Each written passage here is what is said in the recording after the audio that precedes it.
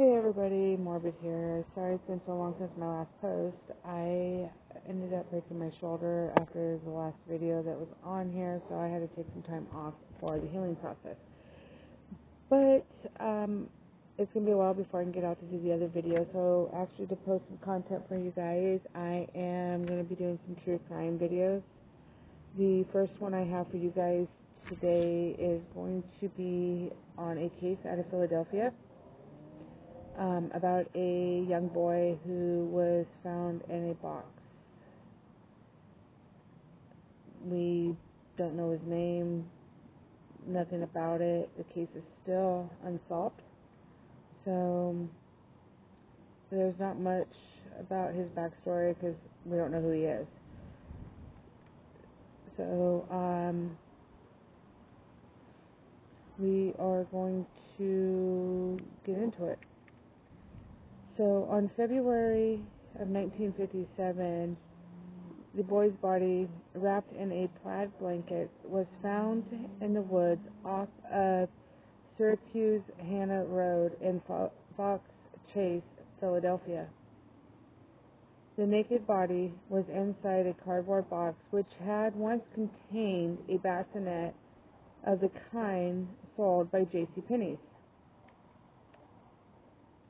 The boy's hair had been recently chopped, possibly after death, as clumps of his hair clung to his body.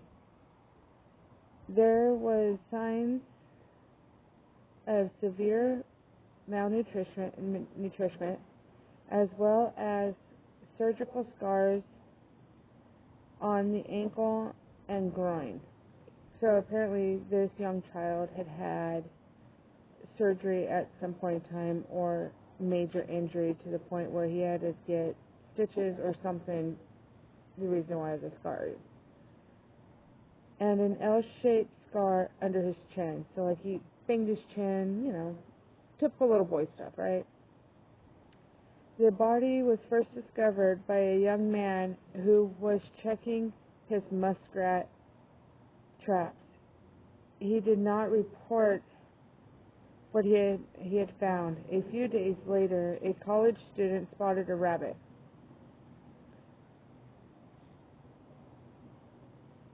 Running into the underbush,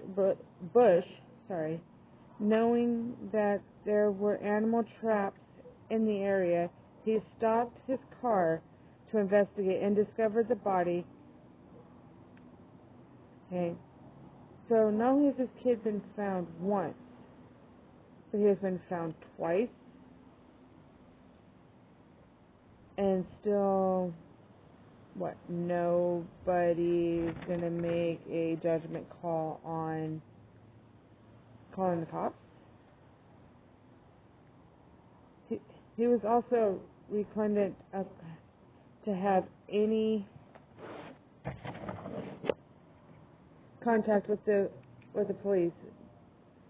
Okay, so why don't you just call? I mean, that's somebody's child that's laying there dead inside of a box or, something.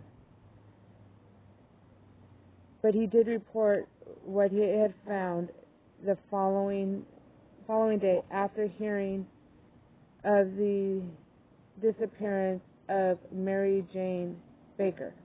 So you had to wait until somebody else had turned up missing before you called in about a little boy. I mean, why wouldn't you just call in about this little boy as soon as you found the body and stay there and waited for the cops? I mean, that's my settlement on it. Why would you just take off and be like, oh, well, I didn't see nothing? The police received a report and opened the investigation on February 26, 1957.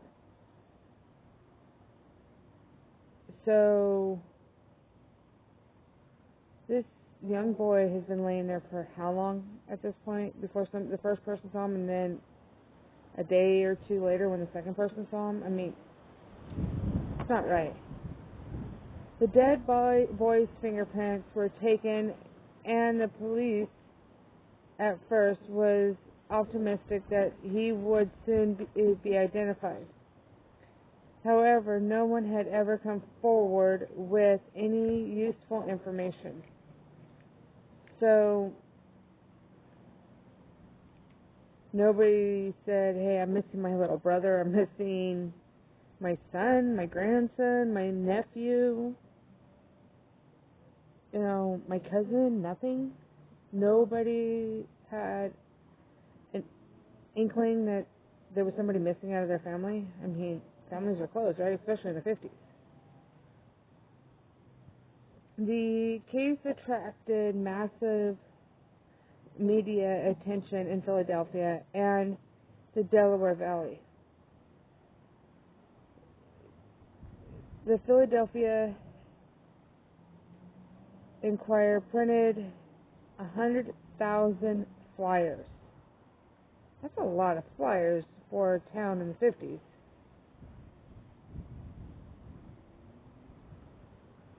I mean, that's kind of better than what we have nowadays with what people do. Displacing the boy's likeness, which would indicate with every gas bill in Philadelphia. So this went all over the state of Philadelphia, not just that town, all over the state, in case this boy came from somewhere else. Then, what was it? Fox. I can't remember the name of the town now. Fox something. The crime scene was combed over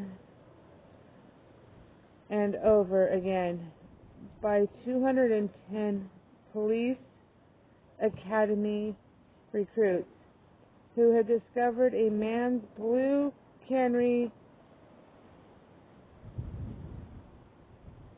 cap and a child's scarf and a man's white handkerchief with the letter G on it. Okay. Well, check for DNA and stuff like that, right? In the corner, all clues that led nowhere. So there was no DNA taken, none of this. I mean, obviously, if there was something on there, like guy blew his nose or something, right? There should have been DNA on that handkerchief. The scarf could have had DNA from the little boy if that's what was used to kill him. The police also delivered a post-mortem photograph of the boy fully dressed and in a seated position. So what a post-mortem picture is after the deceased has already went through their autopsy and whatever, they will prop them up like they're a living human being, dress them like they would be when they were alive, and take pictures of them to identify like the bodies and stuff like that. So people would actually maybe come forward and be like, oh, that's my son, or that's my brother, or, my nephew, or whatever. So the postmortem photographs of the boys fully dressed and in the seated position, which I just read that too, but I wanted to go over that part again. As he may have looked in life. So let's find the postmortem thing, what it means, what he would look like when he was alive, in the hopes it might lead to a clue. Despite the publicity and the sporadic interest throughout the years, the boy's identity is still unknown, and the case remains unsolved to this day. Again, if you're missing a loved one, why aren't you looking into it? This is a small child. Why aren't you trying to identify, this child? Somebody's missing their son, their grandson, their brother, their cousin, nephew, But on March 21st of 2016, the National Crisis of Missing and Exploited Children released a forensic facial reconstruction of the victim and added him into their database.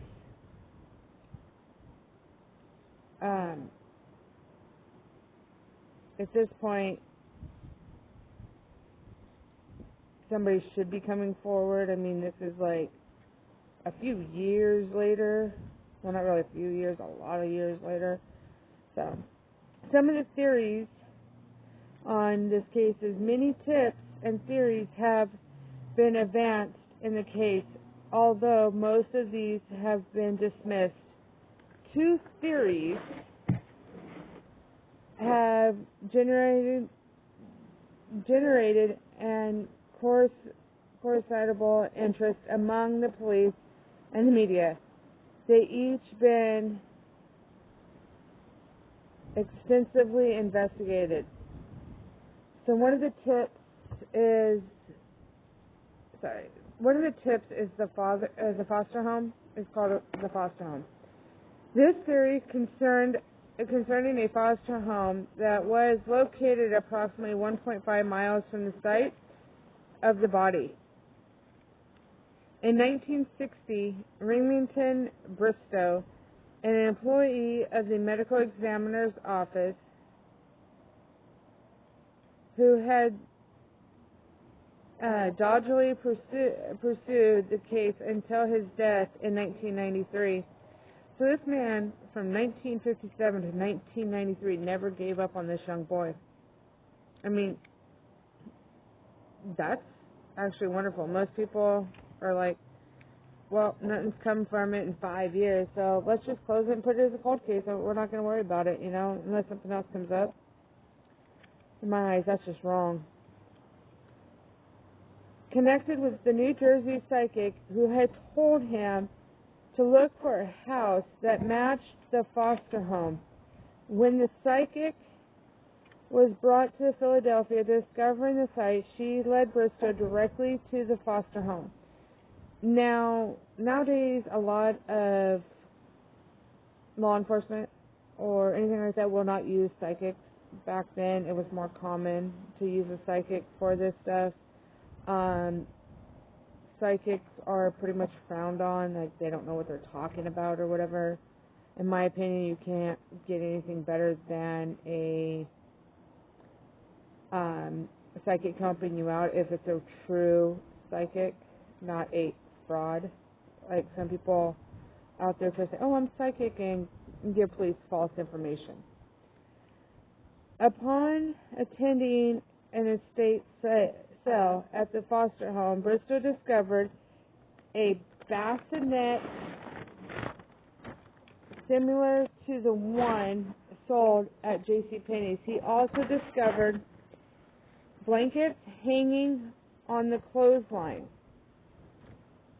Now, if you remember, the boy was found in a bassinet box in the forest that matched the ones that were sold by JCPenney's, and he was wrapped in a blanket.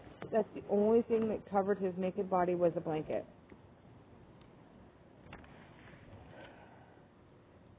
That were similar to the ones in which the boy's body had been wrapped in when they discovered him. Okay, so why didn't you guys do like DNA, hair follicles, stuff like that was actually on the blanket or in the box? Fingerprints were on the box. Unless they mysteriously wore gloves, but I don't see people in the 1950s actually wearing, gloves to commit crimes. I mean, they're not as smart as criminals nowadays. Bristow believed that the boy had belonged to the stepdaughter of the man who ran the foster home.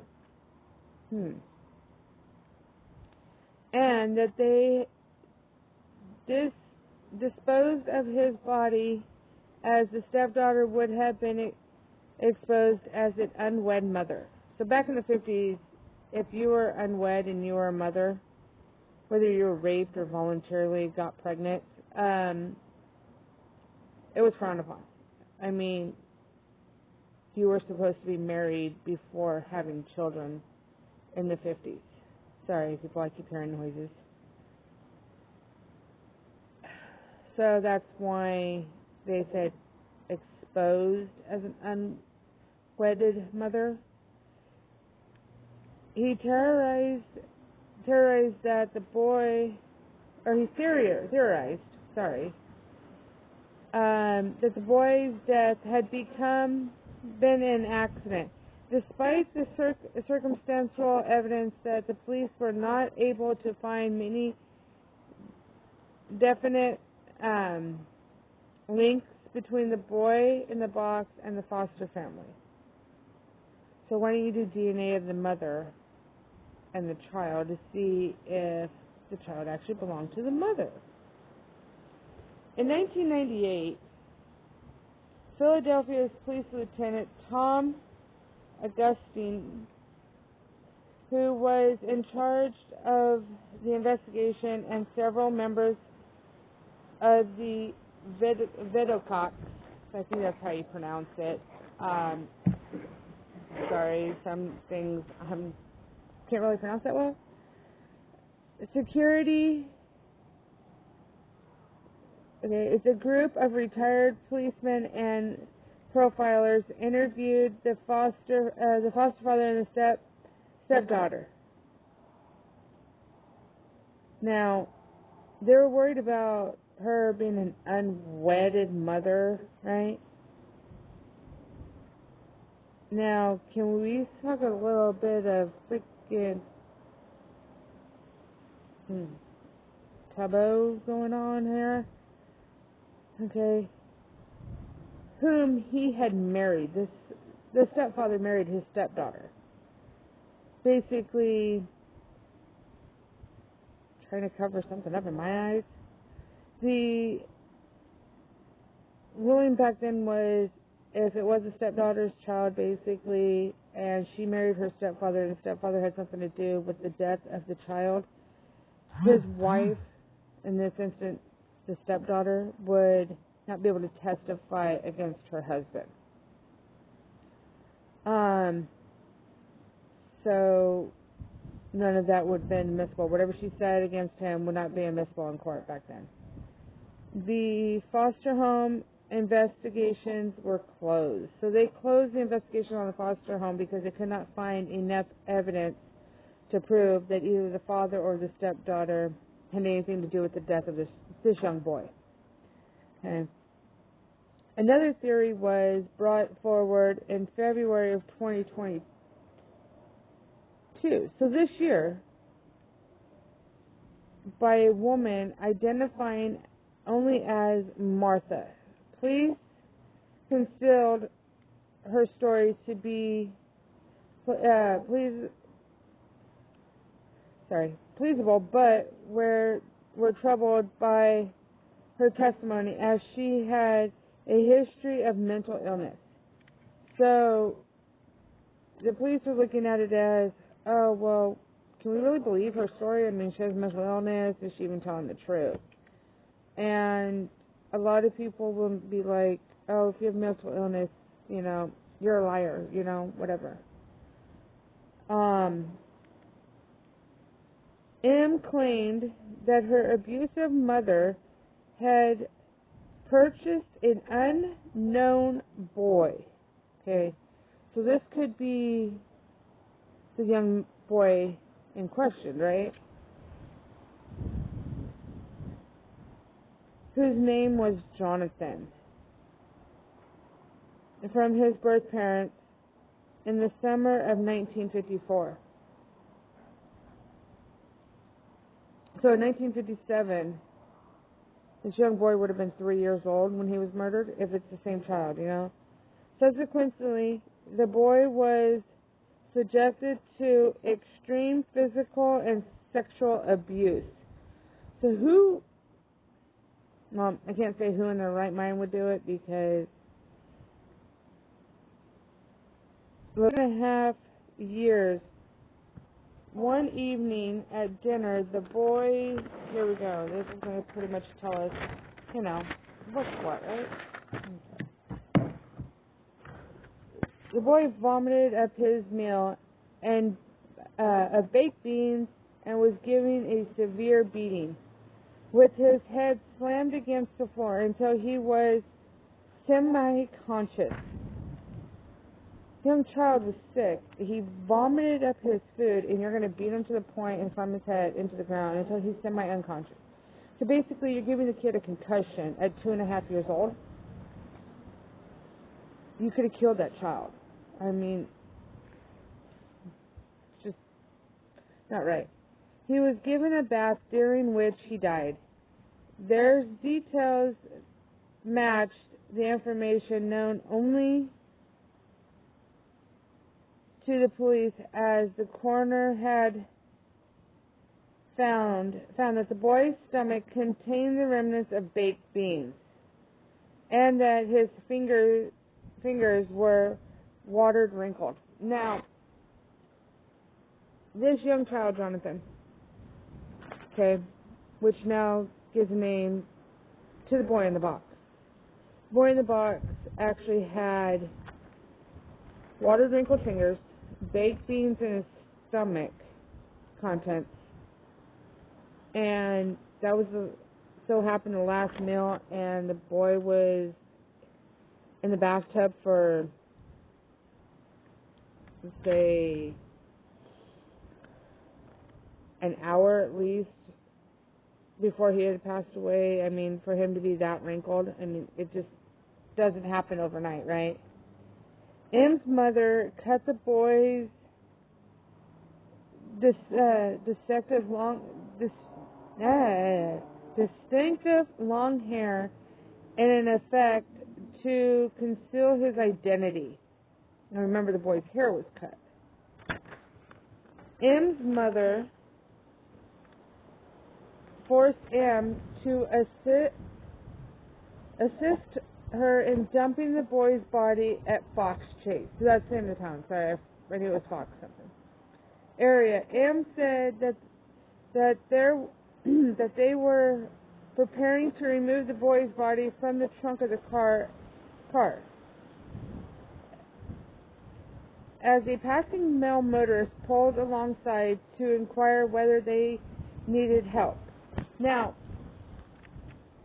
why didn't this young man that was passing by come forward and be like, hey, I saw these two ladies with this car, you know, I stopped to see if they need help, but the trunk was open and it's in the same area as this boy was found. Why didn't he come forward? You know?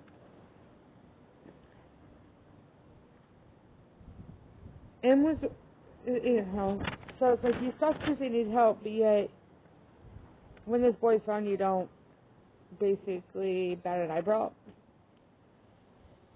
M was ordered to stand in front of the car's license plate to shield it from view, while the mother convinced they would be good. Now, if you have nothing to hide, why do you have a child, basically, or your daughter, your child, stand in front of a license plate to hide it, you know? I mean, that would be kind of like, oh, wait a minute, I'm guilty of something, you know?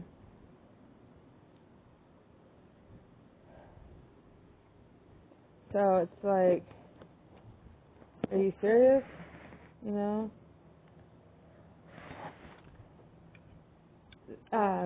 The Good Samaritan, that there was no problem. The man eventually drove off.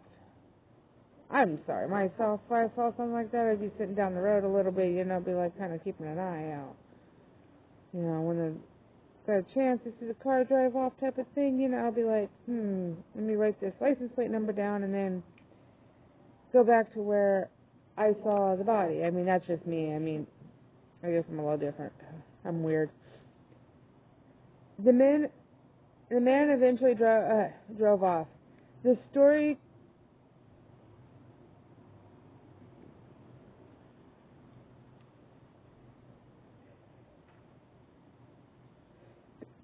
corroborated confidential testimonies given by a male witness in 1957 who said that the body had been placed in a box previously of discarding at the scene. So basically, they didn't bring the box out, then the body out, and then put the boy in the box, you know, because there'd be disturbance, the ground would be disturbed, and laying the boy down and then picking the boy up, you know, and putting him inside the box. So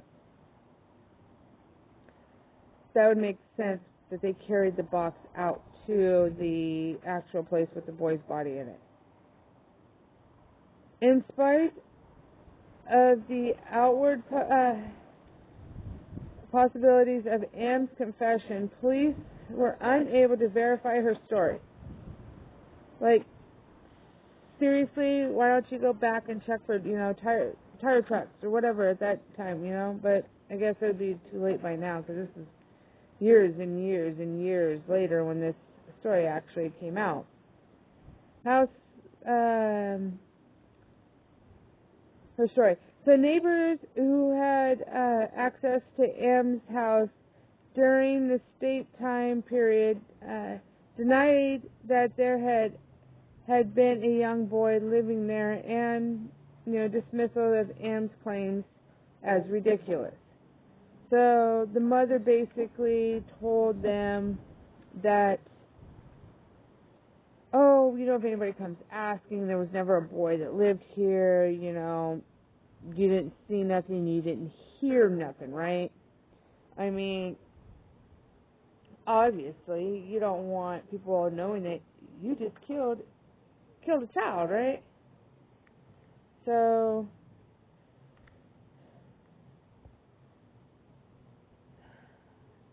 of course you're going to have it be like, oh, it's ridiculous.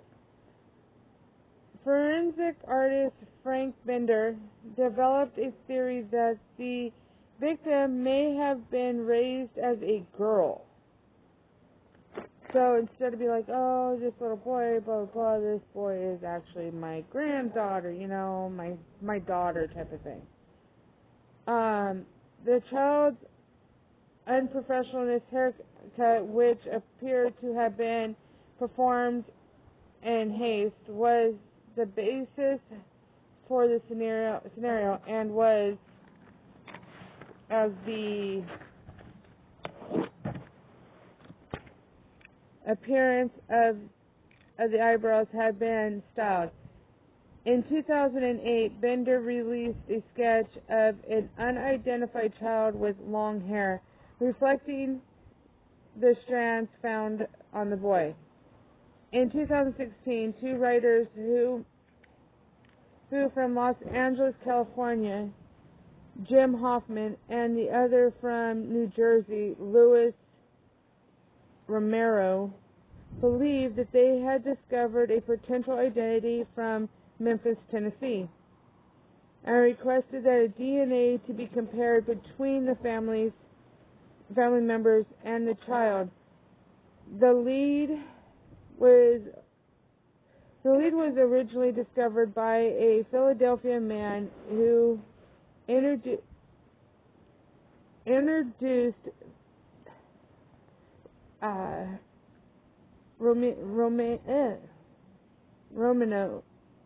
Romano and Hoffman to each other, as was developed a persistent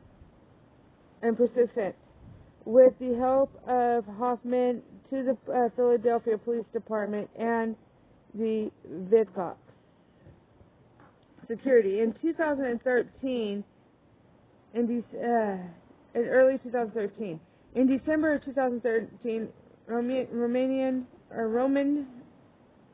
Romano, whatever how you pronounce the guy's name, became aware of the lead and agreed to help the man from Philadelphia and Hoffman to obtain the DNA from the particular family members in January of 2014, which was sent quickly to see Philadelphia Police Department. So why didn't they at least try to do DNA way before 2013, 2014, right? I mean, DNA's been around for a while. I'm not exactly how long the DNA testing's been around, but it's been around for a while. A lot longer than 2013, 2014, which was sent quickly to the Philadelphia Police Department. Okay, so when they got the DNA, they sent it to the police department to do a analyzation of the DNA. Local authorities confirmed that they would investigate the lead, but said they would need to do more research on the circumstances surrounding the link between Memphis before comparing the DNA. So you don't let that DNA basically get tampered with because you're not doing anything, you're just going to let it sit. And at that point, the DNA is no longer going to be any good. In December of 2017, now 3 years later after containing this DNA, Homicide Sergeant Bob Kilmer confirmed that the DNA taken from Memphis man was compared to the Fox Chase boy, and there was no connection. Of course there's no connection in 3 years. I mean, the DNA sample has done been tampered with and, you know, stuff like that, because it probably sat on a shelf somewhere for 3 years. So, like, seriously, people, really learn how to do your homework or your work a little better, you know?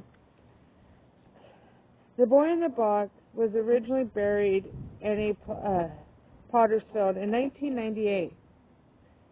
His body was exhumed for the purpose of extracting DNA, which was obtained from enamel on a tooth.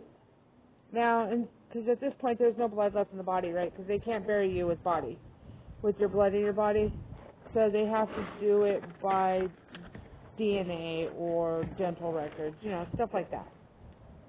That's why they got it from the tooth. He was reburied at Ivory Hill Cemetery and Cedarbrook, Philadelphia, which donated a large plot. The coffin, headstone, and the funeral services was donated by the Sons of Man, who had buried the boy in 1957. There was a significant public attendance and media coverage at the reburial. The grave has a large headstone bearing the words America's Unknown Child. City residents keep the grave decorated with flowers and stuffed animals. So at least the family in this town support this young boy and has trying to help this young man out. But in 1957, maybe you were too young, or you saw something, but nobody would listen to you about what you had heard because you're just a child. Or maybe you're the man who stopped to help two young females that you thought were in need for help. Or you're anybody else in Philadelphia at the time of when this young boy was found and you know something or you heard something. You know, it doesn't hurt to call Crime Stoppers at 215-686-TIP. That's 215-686-8177. You can call them, you can text them, and you can stay anonymous.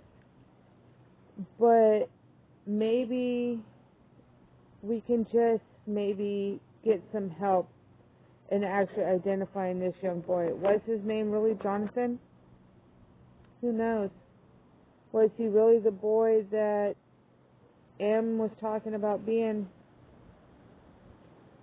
killed and beaten? Who knows? But that's somebody's child. Obviously, the parents may not be around anymore. I mean, in the 50s. That means they would have been born in like, what, 40s? Early 40s. So there would be no early 40s, 30s. So maybe this young boy can finally get a name for his gravestone, and just maybe he can actually be laid to rest. So yeah, if you guys know anything or have heard anything regarding this case, please call them, give them the information that you know of, and let's help this young boy actually have a name on his tombstone. And if you're the psychic and you're still alive and you know something else, please reach out. Thank you, and again, I deeply appreciate you taking the time to watch these videos. If you like them, hit the like button. If you want, subscribe. If you guys have any cases that you would like me to look into, please let me know. I'll add them to the list if they're not already on there, and I'll give you a shout out if you want shouted out. Thank you.